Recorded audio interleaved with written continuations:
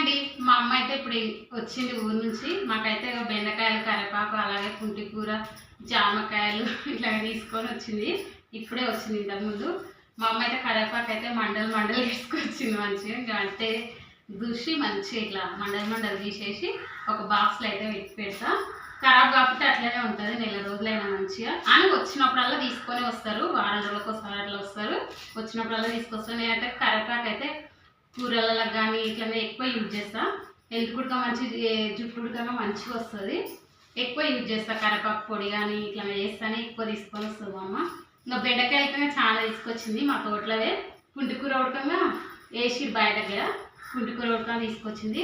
ఇంకా రేపటి నుంచి బెండకాయ పచ్చడి, బెండకాయ పులుసు, బెండకాయ సాంబార్ ఇట్లా చేసుకోవాలి. మా పిల్లలకి ఇష్టం బెండకాయ ఫ్రై ఇట్లా వేస్తే. జామకాయలు, నిమ్మకాయలు మా చెట్లు ఉన్నాయి ఇంటి దగ్గర.